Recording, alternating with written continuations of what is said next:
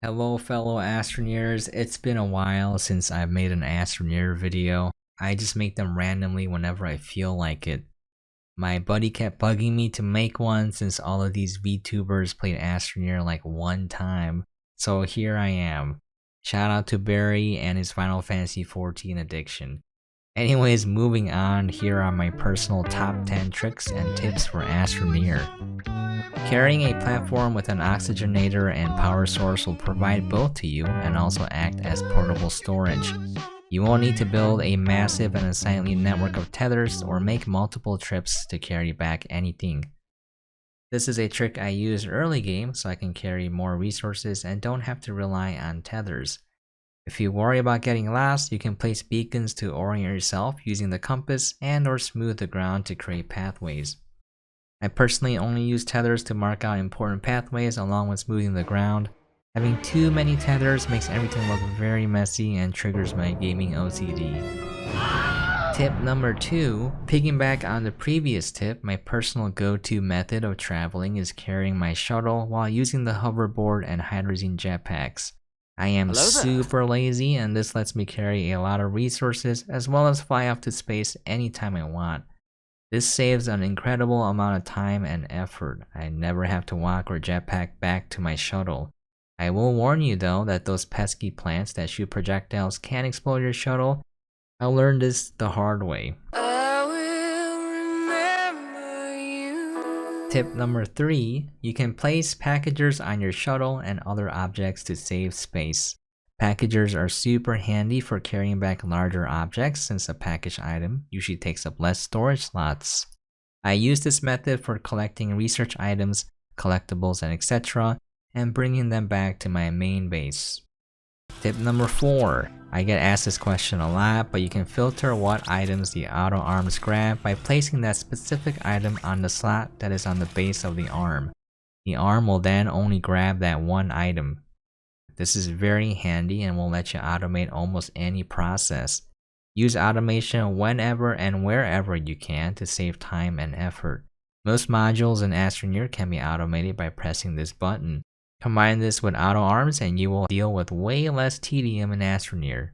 Here is an example of a very simple but useful automated production line. It turns wolframite into scrap at a very efficient rate. We're talking about 1.5 scrap per floodlight. And each floodlight only takes one wolframite to make. I have auto extractors collecting wolframite on Calidor and depositing it into large resource canisters since Calidor is very rich in wolframite. I occasionally swap out the LRCs with empty ones and bring back the full ones to my base. I make sure output is enabled on the LRCs and then plug them into my production line.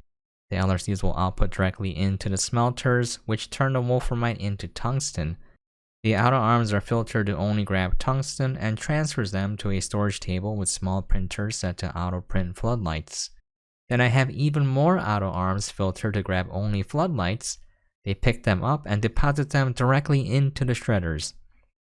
I have LRCs with output disabled to collect the scrap. If you have output enabled, the shredders will get stuck because the one scrap hanging out from the LRC will try to go somewhere and it can't. You do very little work other than just waiting and then picking up the LRCs every once in a while in exchange for a ton of scrap. This cuts down on a lot of tedium because what you can do is you can change the scrap for whatever material you want to build whatever it is you want. I've been using this method for a while now. I used to farm soil, but they'll come for another time. As a small eulogy here, I would like to say RIP to my medium wind turbine production line. That's what I used way back then, and now it's kind of unusable because it changed the recipe to medium wind turbines. Before you could spin it from the centrifuge and smelt it and then print it, but now you can't do that, so it's not as efficient. Anyways. I love automations. Tip number 5, if you place a material into a canister, granted it can be placed into a canister in the first place, it will reset the values of that item. Here is what I mean. If you are researching Astronium, stopped it right before it disappeared, placed it into a canister, took it back out, and then put it back into the research chamber, you can research it infinitely. Combine this with automation, and you have an infinite byte farm that is scalable. I think the things you can accomplish with automation is pretty darn neat. If you would like an example, click on the link to see Astrotime's build using this concept. Tip number 6, another tip related to canisters. You can use them to drop materials into a hole. It does take some work to do this, but basically the general idea is you put one material into a canister and have it poop it out, and then you put a different material into the canister and the material that is hanging out will drop. And then you need to grab the filler material, store it again, and repeat the process. I actually have a build on this. I was prototyping a vending machine, but I never finished it. Anyways, that will be linked as well. You may ask, why would I need this? Well, you could be a monster and drop a bunch of resources into the core. Tip 7 is a bit random, but if you ever wanted to detonate a very large amount of explosive objects, you can chain together delay repeaters attached to one dynamite and then blast off on your shuttle and go into orbit before the explosion hits.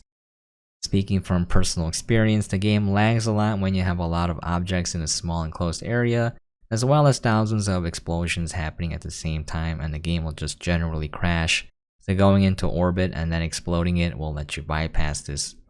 Also, as a side note, if you set off too many explosives at the same time, you get some interesting buggy reactions where the terrain is destroyed but doesn't really appear to be destroyed.